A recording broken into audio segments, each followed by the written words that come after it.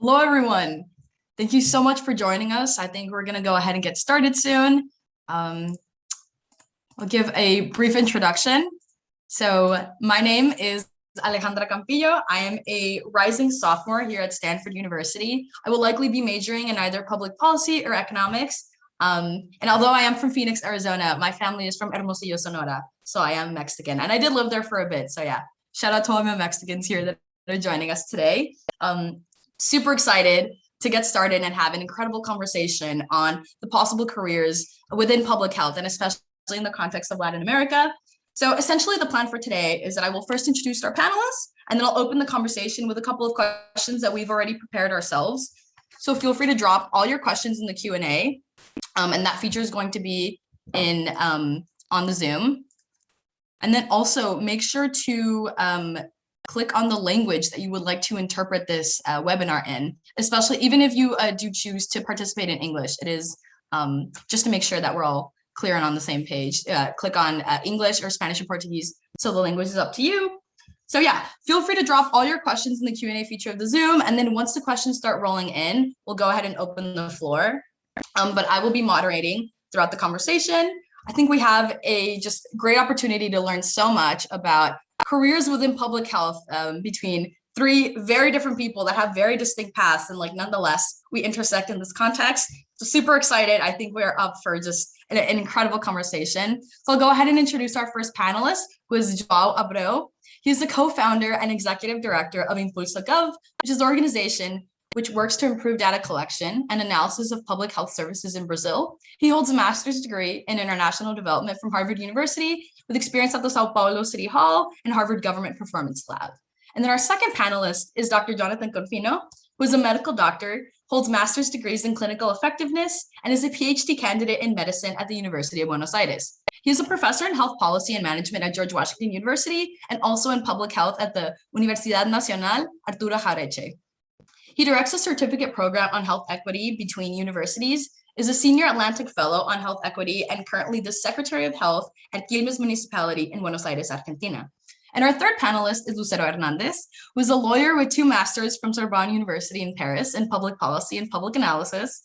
Public policy analysis and public management. Currently, Lucero manages the relationship with the Pan American Health Organization and the International Agency for Research on Cancer. Her team provides strategic advice on health issues discussed at the Organization of American States and governance issues of the Framework Convention on Tobacco Control, an international treaty developed under the auspices of the World Health Organization. So Lucero's expertise focuses on global governance and has been conducting training in her office on multilateral negotiations with UN organizations. So we can go ahead and get started. And I think we'll begin with career trajectory, and then we'll transition into different ways to cause impact in public health. So I guess I can go ahead and ask the first question to João. So why did you choose your career path, and how exactly was it that you arrived there? Hello, thank you, Alejandra. Thank you for your question, and thank you for the invitation. Very honored to be here talking to you guys remotely, because that's how we can do these days.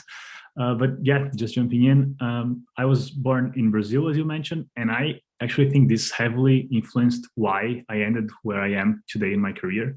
So I'm a bit obsessed with the issue of inequality. And I think Brazil is a major reason why. So inequality was at my face since I was a kid. So I would see, like, for example, on TV, I would see like people, this news saying like people are in hospital lines and they are waiting there, and some people are like even dying because they're not getting timely medical care. And then I would turn to my parents and be like, oh my God, this is awful. So if we get sick, that's what happens to us. And they would be like, oh no, but we have private insurance. So we go to a different hospital and we don't have to wait that much. And I was like, well, that's weird. Why these people on TV don't do this? And yeah, it was weird to me already then as a kid. And my parents would say, yeah, it's not nice. It's unfair. It's not how we wish the world was, but the world is like this.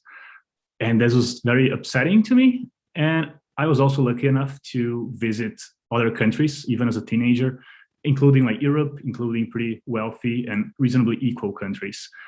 And then I was like, hey, daddy, mommy, that's not how the world is, at least not here, right? Not as much as in Brazil or in other Latin American countries. It's less unequal. And why is that?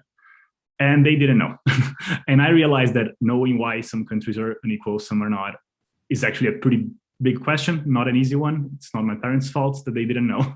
So I decided to study economics to understand more about it. It seemed like that's where people looking at this question were concentrated at.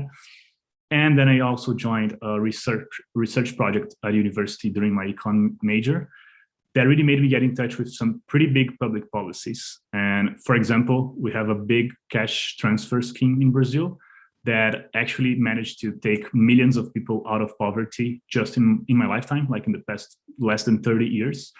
And as I saw this firsthand, including field visits, and I heard people saying, like, if it wasn't for this program, I would be starving right now. Some people would tell me I would be dead because we have like a drought here. It has been the worst in like 20 years. I have no food and I'm just alive because of this program. And just hearing those statements made me be like, okay, I want to be part of this. Like I want to join government at some capacity because that's how you make big change, big scale change. So I did. I joined the city hall in São Paulo, as you mentioned, Alejandra, and I loved it. I was like, okay, that's really it. Like projects I'm working at are relevant for 10 million people because that's the population of the city I was born in. And I decided to go even deeper. I went to pursue my studies in public policy at Harvard Kennedy School of Government, as you mentioned too. And that's where I met a friend of mine that, by the way, is a Stanford alumni. And she was like, well, why don't you start your own organization? And I was like, well, I don't want to do this. I want to work at the government. That's where big things happen. And she said, well, but you could set up an organization that works with several governments at the same time. And then you could have like even more impact. And then I decided, okay, let's give it a try. And that's how I founded Impulso. You can explore this a little bit more today, but that's what I do today. More hours per day than I was hoping for, but yeah, that's what I do right now. Thank you. Excellent. Yeah, thank you for sharing. I think that is often a topic of conversation, and especially during my upbringing in Mexico, although brief, kind of was always a matter of, okay, so things are this way, and then the question is why? And everyone just kind of responds, well, it's like, no, well, it's always been that way. Like, is there necessarily a justification or a good reason? No, but this is just the way it is, and we just kind of accept it. And yeah, I mean, the purpose of this conference is to start changing that, right? So I completely agree with what you shared. And for you, Lucero, how was it that you chose your career path and how you arrived there? Gracias, Alejandra. Es un gusto para mí estar hoy aquí con ustedes, aprender de ustedes y compartir también. Creo que mi camino no empezó muy lejos del camino de João. It was social justice which led me to start studying law because I thought that only by being a lawyer I could bring some sense of justice into so much inequity. I am originally from Colombia, and I grew up in a middle-class family with all the white privileges that we can have in a country like ours. But looking at the disparities that were awful surrounding us. So I went and studied law, but then I very soon discovered that with a law degree, I could only help one person at a time. And the impact I was having wasn't significant. I also, from a philosophical viewpoint, I was very clear very soon that justice by itself doesn't exist. It's a commodity that you can buy, you have the money to pay for it. So this is why I decided, I said, well, I need to work on public policies where the decisions are made, because perhaps at the root, we can have a power to transform things. So this is why I went to La Sorbonne University in France to study public policy analysis and public management. And then that opened up a road to start working on development, international development, on issues related to decentralization, to the use of land in developing countries. So I live in Ecuador, I live in Honduras, working in Colombia on rural development. And then I immigrated to Canada 20 years ago and started working on public health. And that was the beginning of it. I've been working on infectious diseases with the NGOs in Canada. And then I moved to work with the Canadian government on public health, where I do mostly governance. So looking at decision making, looking at how public health decisions are done in the UN system and in the Inter-American system, working for transparency, working for accountability. So I spend a lot of my hours writing, negotiating instructions for Canadian delegations attending multilateral negotiations where we protect language related to sexual health and reproductive rights, where we protect language related to the protection of women against domestic violence, where we protect children from family violence. So it is a very, I would say, granular work to protect gains and to start moving the bar little by little to ensure that we have more equity, because that's what the world is lacking. So that's how I ended up moving from law to public health. And more recently, I decided to study psychology because I think that mental health is a huge problem and it has been neglected. And as the constitution of the WHO, the World Health Organization says, there is no health without mental health. So that's another aspect where I consider that it should be a cross-cutting issue like gender, like human rights, that can help us achieve equity. Thank you. Of course, and I think in the beginning of what you said, you mentioned a very relevant point, which was that not only are economic disparities very impactful in the context of access to public health, but also racial and social disparities. And so we see, because Latin America is so incredibly diverse, which is a beautiful thing, but also it is quite consistent that white privilege is something that's very real. And it is an obstacle, well, for people that do not have it, it is an obstacle to access to public health. So I think you mentioned great points, Lucero. And for you, Dr. Konfino, how was it that you chose your career path and you arrived there? Well, thank you very much, Alejandra, for the invitation and for having the chance to participate in this conference. I will try to speak in Spanish in order to better deliver my message. Of course, no problem. Una de las cosas que me motivó a desempeñarme en el trabajo que estoy haciendo tiene que ver con la identificación de estas injusticias, de estas disparidades, de reconocer que para la ocurrencia de las enfermedades es mucho más importante el código postal que el código genético, y que algo tenemos que hacer. No es cuestión de describirlo, de estudiarlo, de analizarlo, sino que es cuestión de transformarlo.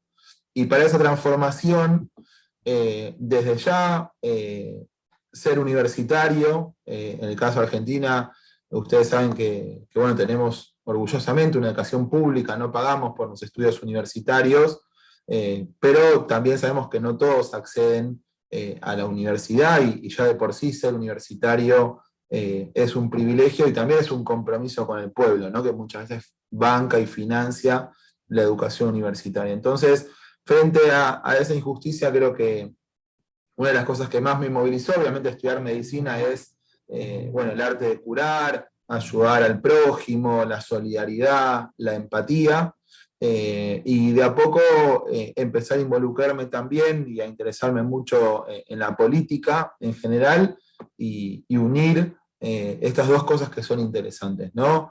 La política como herramienta de transformación de las sociedades, y la salud pública como herramienta para garantizar el derecho a la salud. Entonces, pensar las políticas de salud enmarcadas en un proyecto de país, porque también aprendimos que no hay políticas de salud si no hay política social, y no hay política social si no hay una economía organizada en beneficio de las mayorías. Fue como, me empecé a involucrar en salud pública, que es lo que actualmente hago. A mí me gusta mucho atender pacientes, es lo que hacía de internista, yo soy especialista en medicina interna, pero ahora estoy volcado a la salud pública y trato de aportar hacia garantizar el derecho a la salud, una cuestión un poco más de la gestión de las políticas de salud, y con un poquito de tiempo que siempre me gusta dejar para hacer docencia y para hacer investigación. Pero de alguna manera, si tengo que mencionar algo como para cerrar esta primera intervención, creo que lo que me mueve es un poco la necesidad de luchar por la justicia social y por una sociedad más justa y más igualitaria. Of course, yeah. Thank you, Dr. Konfino. And I think just a follow-up question with what we were discussing. So as it is apparent with our panelists, you know, working in public health, there are many different trajectories, excuse me. So why was it exactly that you chose to take the path of medicine and becoming a doctor instead of, say, being involved directly through politics or perhaps technology and so forth?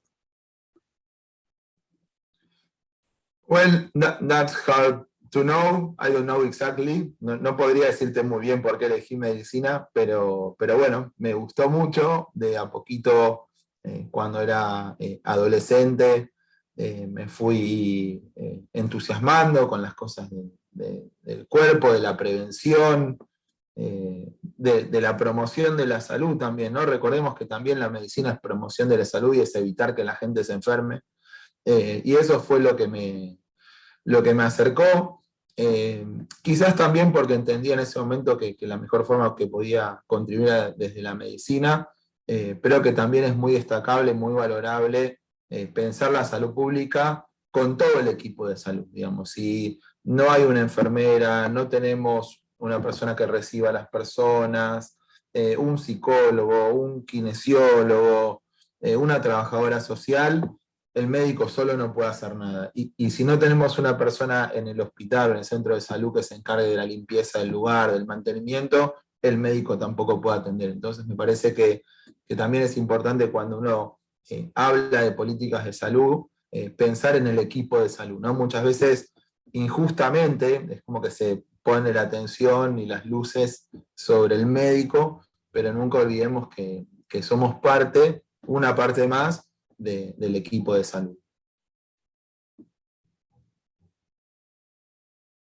Of course, yeah. Thank you, Dr. Konfino. I think you make excellent points. And yeah, as Isabel said, please start placing your questions in the Q&A so we can go ahead and open the floor. But for now, just kind of following up with Lucero. So I believe from the three of our panelists, it seems that you are the one that has taken perhaps a more political or international diplomacy approach to public health. So how do you feel like your work differs in, for example, comparing to João, who's working in more technology, and Dr. Konfino, who is a doctor by practice? How do you feel like your trajectory is different in public health? And why is it exactly that you took that path? Okay. Voy a contestar en inglés porque no trabajo en español, entonces no tengo tanta fluidez en el español con palabras relacionadas con el trabajo. So for me, it's about decision making. So who is making decisions, how the decisions are made, because in public health, who declares a pandemic, how the pandemic is declared. Who determines that a drug should be listed in a national listing formulary? Who decides that a drug should be considered listed as dangerous, even if it is a drug for for women delivering in developing countries, but that's a drug that is restricted. So public health has so many aspects. But for me, what is very important is the decision making. Who makes the decision and how the decisions are made. So in my process to move around between countries, I mean, Canada is the 6th country where I am living. I was very lucky to be able to compete for a position and start with the government of Canada. And in my position, I was very, I was given the opportunity to be able to work on governance and decision-making of the institutions, of public health institutions with whom my government has a relationship, a formal relationship. So it requires understanding how the work functions, understanding the governance of multilateral organizations, understanding health diplomacy. So health diplomacy is an immense tool that we can have to advance different issues in different fora. And in the case of youth, it's very important to look for opportunities. And let me start entering into another area, which is about what to do with this, where to start. Looking for internships with the UN system, looking for internships with NGOs that work on public health, promoting whole of government and whole of society approaches. So I think that we have passed a mark. The COVID has shown us that the whole society has to be involved in finding solutions. And I find that the youth have the power in their hands. The sky is the limit. With creative ideas like João, looking equity issues around him, and then becoming an entrepreneur, probably something that he never thought that he could do. Why? Because you have the power to change. And things that you think that are too crazy are never too crazy when you are 20 or 30. Why? Because those ideas are the ones that can help us push the bar, raise the bar. Otherwise, it's going to be years before anything can do. COVID offers a great opportunity to start changing things like digitalization of health systems, but we are still having problem with digital literacy. I mean, we have COVID apps that are wonderful with people that don't have a cell phone or don't have data. So there are a lot of issues about equity that we are still having to deal with. But sorry, I'm getting off topic. But when you see, you have to be very observant. You have to be a good policy analyst is the one that is able to see the trends, but connect the dots for things that look unrelated. So have a philosophical mind looking at science. Why? Because a philosopher is going to ask the questions who, why, when, where, and those questions of an inquisitive mind is the ones that can tell you where the gaps are in public policy, what are the issues, and then you can push for change and propose ideas. Thank you. Yes, thank you for sharing. Excellent points brought up, and I feel especially it is interesting as, you know, we enter an era where COVID is making us question, you know, how can we improve our healthcare systems? And on top of that, incorporating technology. But it is an interesting kind of, I wouldn't necessarily say juxtaposition, but contrast where, you know, we want to improve access to technology and we want to incorporate technology into, say, improving public health. But at the same time, so many people in Latin America still do not have access to, say, potable water or, for example, like a consistent food source, or in places that are, you know, experiencing displacement due to violence. So kind of it is an interesting balance of, okay, how much is, I suppose, yeah, technology is supposed to be a priority. There are still so many people, they're still so behind in so many ways, but technology is still incredibly important. And I think João's work really proves that. And so I guess, João, my question for you is, so how do you feel that, you know, Impulso Gov is able to kind of combine the, I guess, the abilities that the private sector has to, you know, support the public sector? And then on top of that, what obstacles have you faced, you know, being a govtech where not everyone in Brazil has access to, say, the word wouldn't be media literacy, but I suppose like technological literacy. So how do you kind of like advance your work, but at the same time still are aware of the fact and work on the fact that technological literacy isn't necessarily super consistent throughout Latin America, say, in comparison to Canada or the United States or Europe, for example? Sure. Well, first I should say that it wasn't the case that I was like, okay, I want to work with technology and let me figure out how can I use it. It was pretty much the opposite. And as Lucero was saying, like, it wasn't like, I think this is what I'm going to do. As I said, I'm an economist originally and not a tech person, right? So what happened? And I think I'm just going to give an example of why we realized recently, actually, that we had to use technology. It wasn't really a decision. So we were shifting Impulso Gov's work to provide technical assistance to fight the pandemic, right? We work with health, public health, and there was just nothing else we should be focused on by March last year. And then what we did, we set up a pretty simple website and we said, okay, local governments, if you need technical assistance on how to overcome this pandemic, how to think about testing, how to think about what's going to happen in the next 2 weeks in terms of cases, all of that, click here, like ask us for help, and we're going to connect you with health experts, like on a remote assistance kind of thing. Obviously, it didn't work. Why? Because we have 5,000 cities in Brazil alone, and they were all pretty lost, right? Like everyone was lost. It was a first in a generation kind of situation. So we started getting a lot of requests, and we just couldn't cope with demand. So we said, okay, if we were going to answer like 5,000 questions, we needed to be automated, right? We need technology to help us here. And that's when we started shifting, and we started like hiring tech people and like exploring digital products to actually provide answers 5,000 times per day, literally. So we set up products that, for example, now they can say, how is the COVID situation? What's the number of cases on a city level in Brazil every day? And how reliable is the data? So we have underreporting is a pretty big issue here in Brazil and in most of Latin America, as far as I'm aware. And yeah, so we had this model of like, how bad is your numbers on COVID? And also, how is your healthcare system in the city level? All of that in the city level, because we know that's where decisions are really taken, right? That's the mayor, the secretary of health, that's who is really making just daily choices. And obviously, can't be done without technology, right? We can't update 5,000 different municipalities every single day on all these variables that I just mentioned. So we launched this website. And to be just honest, as I said, I'm not a tech person. I was very skeptical, okay? So I worked at the government from the inside.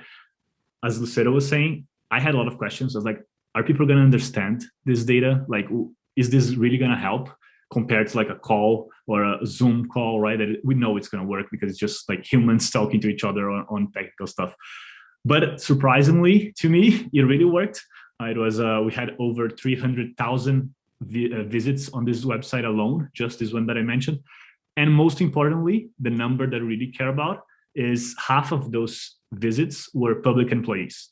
Right? And that's what matters, because to your point, Alejandra, we were not trying to deliver COVID information to the average citizen, to the overall population. We were helping governments to better respond to the pandemic, not directly the citizens.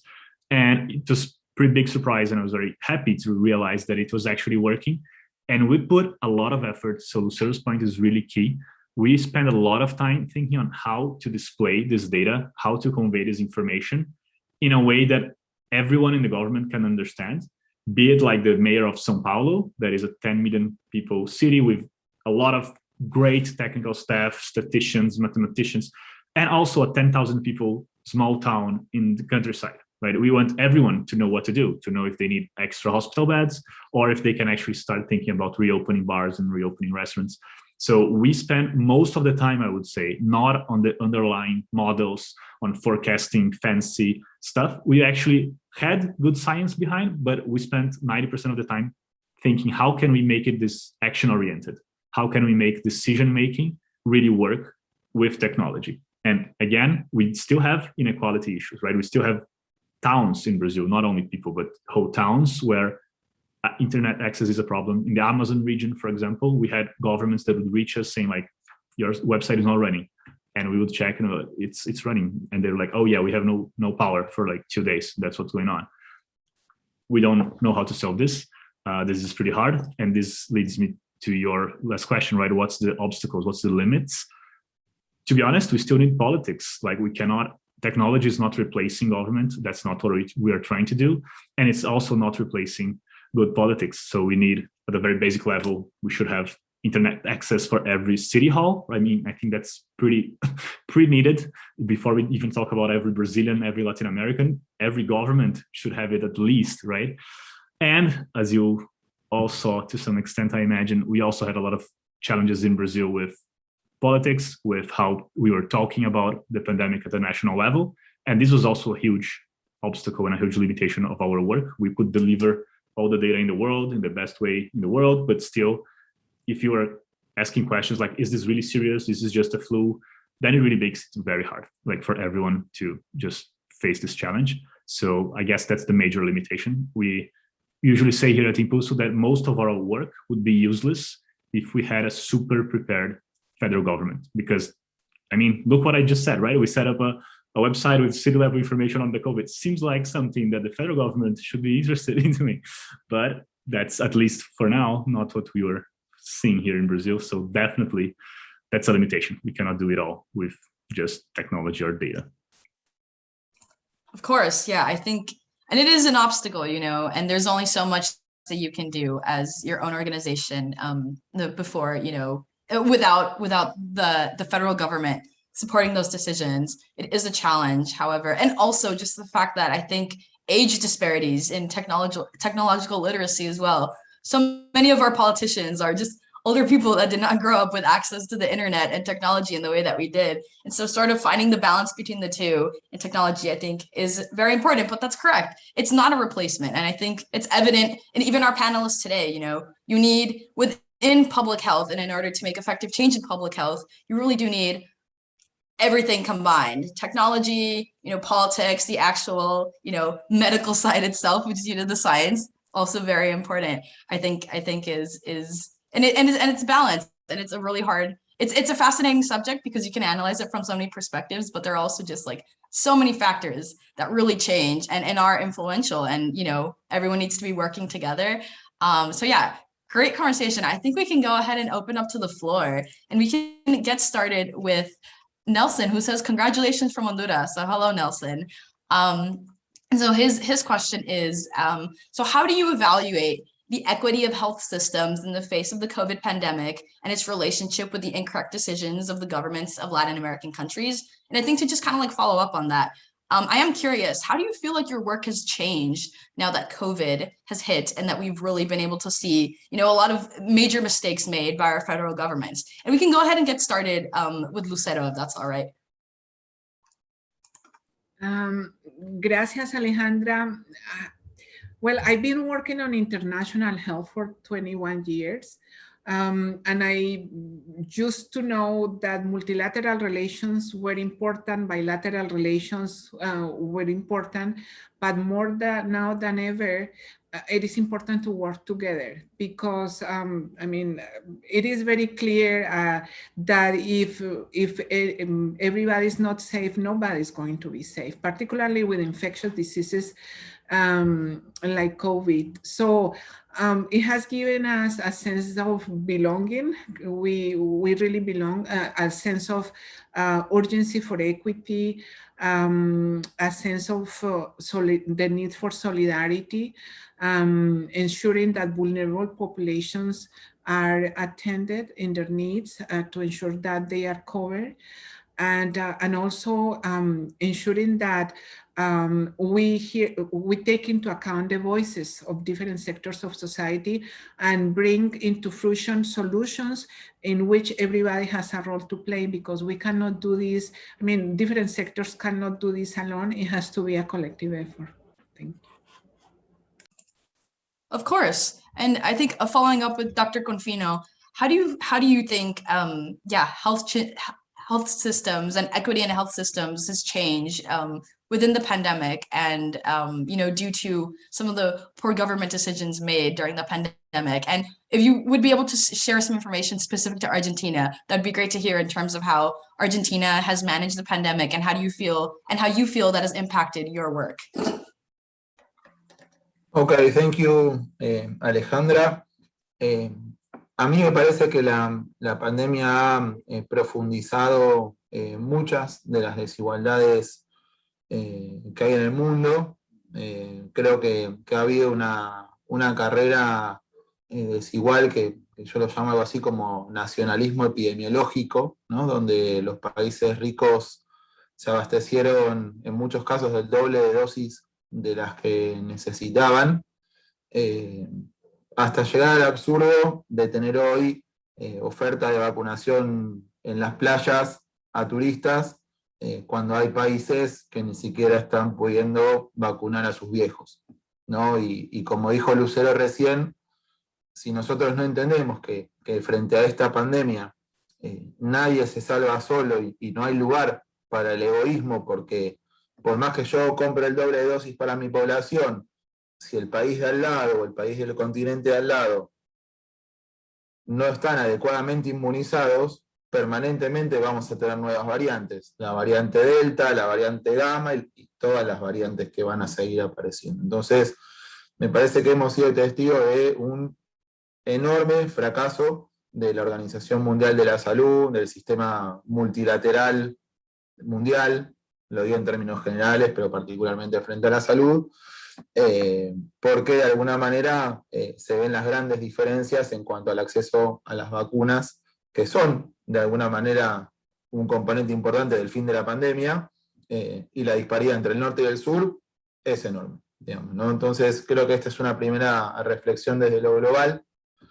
A mí me parece que tenemos que pensar siempre en clave de soberanía, ver cómo nuestros países, y particularmente los del sur global y los de esta América Latina tan injusta, ¿no?, el continente más desigual del mundo, puede pensarse también y puede pensar sus propias políticas para empezar a desarrollarse tecnológicamente, industrialmente, económicamente, para esta pandemia y para lo que sea necesario. Yendo al caso puntual de Argentina, y es solo un ejemplo, pero ha pasado en la India y ha pasado en otros países, en Argentina se tomaron dos decisiones valientes, en mi opinión, que permitieron inmunizar a gran parte de la población, que tiene que ver con estar utilizando una vacuna que es la Sputnik V, de origen ruso, que estuvo resistida en muchos países y tiene un perfil de seguridad y eficacia tan importante como la Moderna o como la vacuna de Pfizer,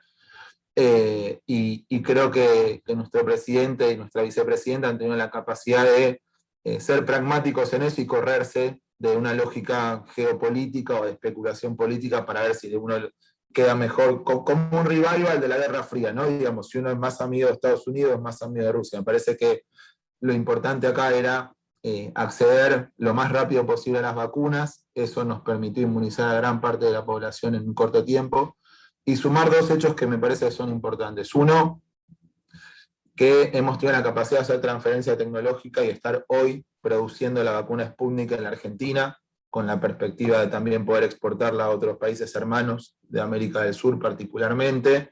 Eso nos da soberanía regional, porque lo que ha pasado también es que los laboratorios le han vendido y han hecho contratos con los diferentes países de a uno, y a todos les han incumplido, a todos, por igual, particularmente a los más débiles. Entonces, esta posibilidad nos permite también pensar la producción nacional en clave regional, que creo que es una de las necesidades que tenemos en América del Sur, por lo menos.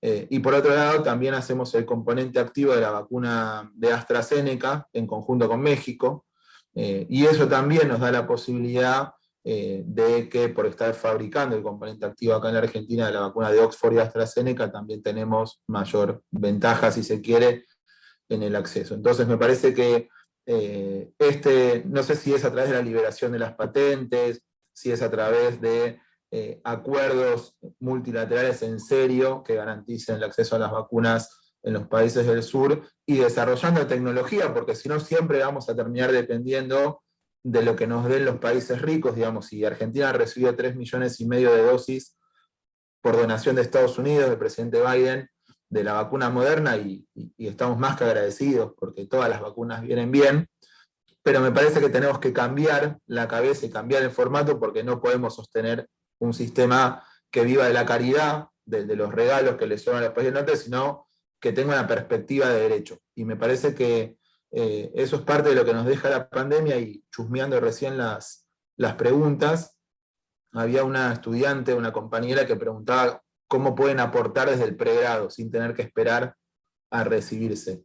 Y para mí es una muy buena pregunta, porque de lo que estamos hablando es de construir un sentido común de que la salud es un derecho y no es un commodity, no es una mercancía, que está bien que los países ricos tengan más porque tienen más plata. No está bien, digamos. Todo el mundo por igual tiene que tener el mismo acceso. Entonces creo que, para no alargarla tanto, la pandemia nos da muchas lecciones, y creo que nos tiene que fortalecer la noción de que justamente la salud es un derecho, y desde la universidad, desde la tecnología, desde la diplomacia, desde todos lados tenemos que aportar para construir esa noción del derecho a la salud.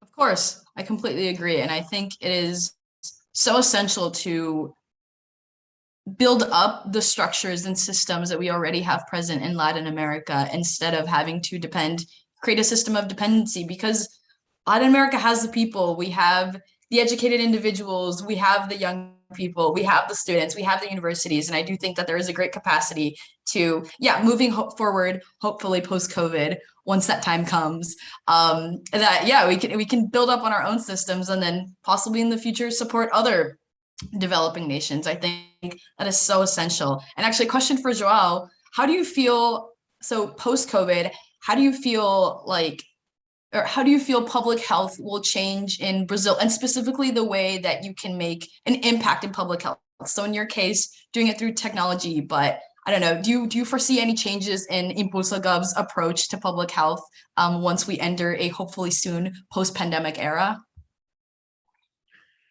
Yeah, crossing fingers for this to be pretty soon. I think it's definitely gonna change in a few ways.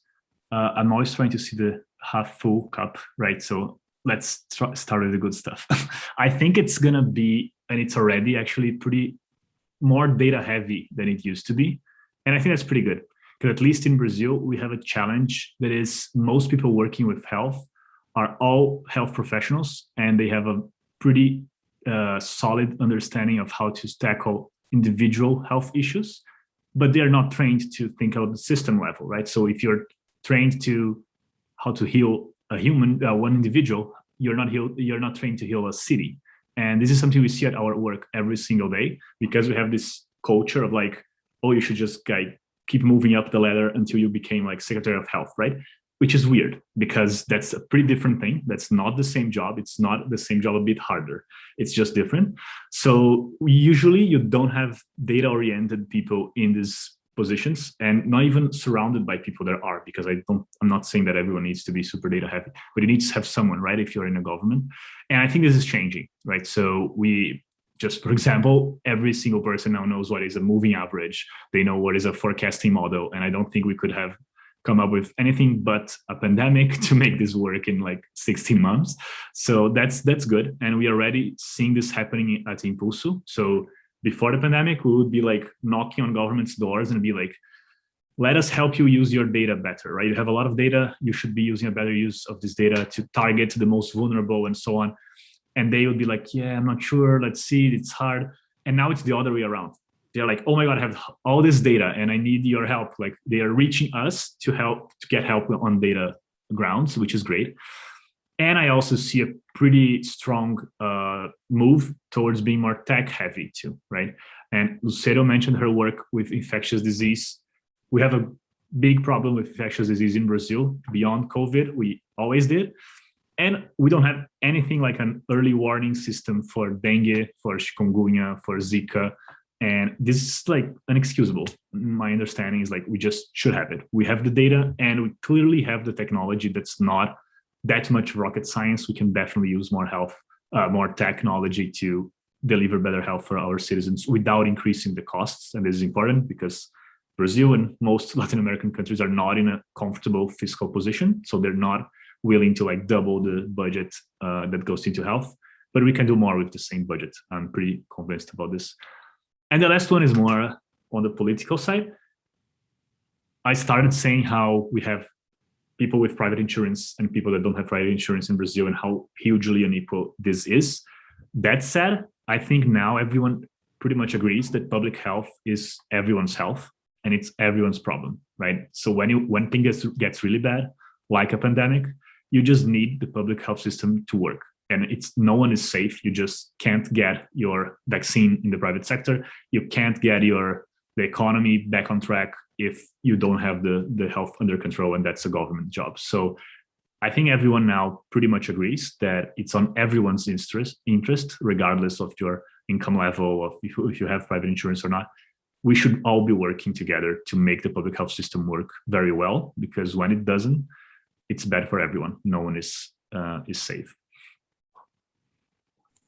I completely agree. And I think as somebody that has experienced a pandemic from the perspective of the United States, it is, just the aspect of individualism and realizing that public health is really if we want it to work well, it has to be a collective experience. And there has to be a sense of community where we are all collectively involved and attempting to find solutions together. There's only individualism can only achieve so much. And I think on that note of just taking action as a collective, as a community, you know, Dr. Konfino discussed a little bit about providing access to vaccines to neighboring South American countries, to Argentina. In the case of Lucero, you have so much experience working in the international sector. How do you feel like post-pandemic, post-COVID, public health on an international perspective is going to change or should change? What is your opinion on that?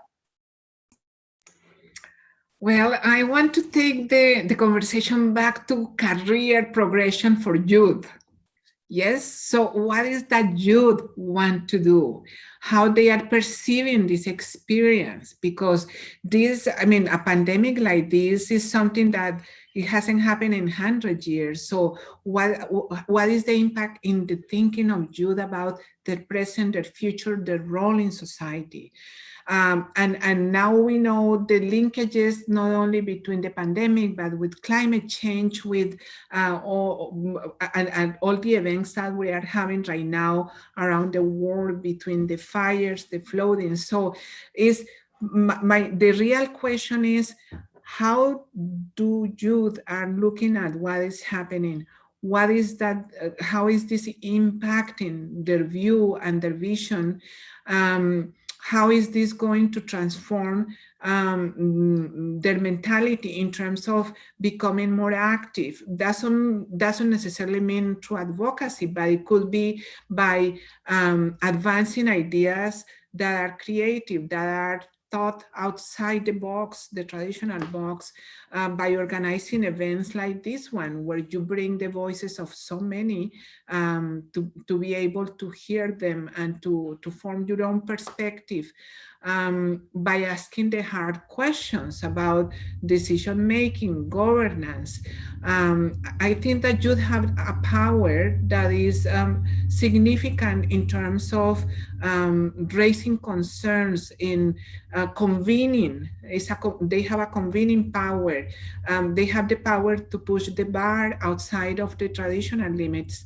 So I want to return back the question to you, Jude, and say, what is that you would like to do post-pandemic? How is that you feel that we should take from here? What are the key learnings?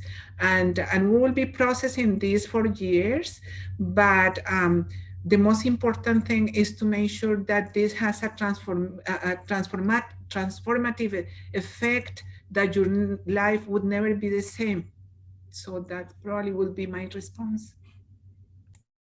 I completely agree. I think that the future really is in our hands, and it feels like so many questions about our future, not only in the context of COVID, but climate change, you know, other problems within public health. And it really is a matter of taking action. And I think on that note, if you had any piece of advice, Lucero, for our participants here, for their possible future careers in public health, what would you offer to us as a tip? Well, you are asking me a tricky question, because it's a complex question. There is no single response, but I will start with a mental health perspective. Be you. Trust your power. Trust what you see. Trust what you learn. Listen to yourself in terms of wanting to know where is that you have to go from here. Don't be indifferent. Get engaged. But it's not only engaging, knocking at the doors of governments and accusing governments. It's about being part of the solution. So be a solution-oriented person. Don't be afraid to think outside the box. Convene others. I mean, you have a power, an immense power. Believe it or not, I mean, perhaps from that side might not feel that way, but I can tell you, you have more power than you think you have. You have more control than you think you have. And your voices are heard, because when they are clear, when they are coherent, when they are consistent, it's impossible to quiet them. Thank you so much for that. I feel many of our participants can likely agree that we, you know, so much frustration as a young person wanting to see improvements, and yet it feels like everyone in power or everyone that's ability to make decisions are just like so distant from us and our experiences. And so I remember myself like last summer during the pandemic, gosh, I was just so frustrated and I could not see a light at the end of the tunnel in terms of how, how is my government going to make a change and actually improve and, help us exit this. So it is very inspiring to hear that you believe in us. I think that is definitely words of encouragement that we all needed. And I would like to follow up this question to both Dr. Konfino and João. So Dr. Konfino, how do you feel, or what piece of advice would you offer to our participants today for their future careers in whatever trajectory of public health they choose to take? Thank you, Alejandra. A mí me parece importante compartir que todos tenemos algo para aportar desde el lugar de cada uno en la salud pública y en tener un sistema de salud en el país donde uno vive y a nivel global, como decíamos recién, desde el lugar que le toca. Y eso puede ser desde la biología, desde la psicología, desde la medicina, o sea, desde cualquier carrera profesional que seguramente muchos de los compañeros que están escuchando están estudiando.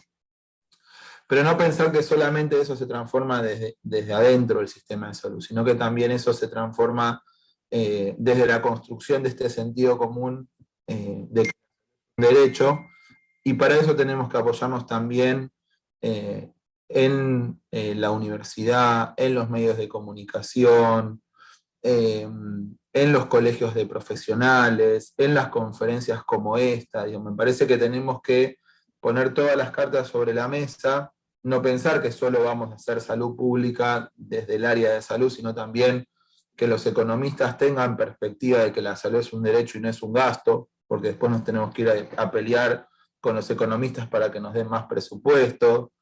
Saber que las decisiones que tomamos nosotros son decisiones políticas, entonces que también es importante la incidencia política y la participación política para que quienes toman las decisiones, pues son personas de carne y hueso en definitiva, tengan esa perspectiva del derecho a la salud. Entonces me parece que pensar esto desde lo más amplio posible, haciendo redes, trabajando juntos, siendo generosos, construyendo con mucha generosidad. Es muy importante el aporte que cada uno le hace, es un granito de arena, pero cuantos más seamos tirando hacia el mismo lugar, mucho mejor. Así que ese es un poco mi mensaje, y la verdad que me da mucho orgullo participar de esta charla, porque hay un montón de estudiantes interesados e interesadas en este tipo de discusiones, y ellos ya de por sí es muy bueno, porque podrían estar en sus casas divirtiéndose, tomándose una cerveza, y están acá discutiendo eso, y eso es un montón. Thank you, Dr. Konfino. I think what the advice that you offer, it really does embody even the spirit of our conference alone, being able to expand access to as many people as possible in Latin America. If you've got a computer, you can click on that Zoom link and we can have a conversation together. I really do think that that's where it starts. And, not only believing that access to public health is a human right, but access to information as well, and the opportunity to learn and helping each other grow in that context, I think, is essential. And I think just to quickly wrap up the panel, we'll go ahead and follow up this question with João. So what piece of advice would you have to offer to us in terms of just our future trajectories in public health? Thank you. I guess I'm going to start with a very personal one that Lucero mentioned already, which is mental health. Right? I think I got very close to being unable to work in the past 16 months, besides the fact that I was trying to solve this pandemic thing, right? So that wasn't nice. It was not a good timing, but I managed to cope. Most of the time I was like, okay, I found strategies, but that's not easy. That's not trivial. And I think our generation will have other obstacles personally and collectively. And yeah, I think that's just not emphasized enough, how hard it is to take care of our mental health and how important it is, because everything else just doesn't matter really if this piece is not taken care of. So that's the first thing. Another one, since you mentioned that it's for students, right, for the young, as Lucero said, I say something that is kind of controversial for some, but I usually say, forget your CV. And what I mean by that is, if you have an obsession, you have something that you really care about, and you have a why you do it, then you just have to work hard, be flexible on the how, and it's going to work out, and your CV is going to be great. right? That's what matters. Like, don't try to plan 5-10 years in advance for your CV to look nice.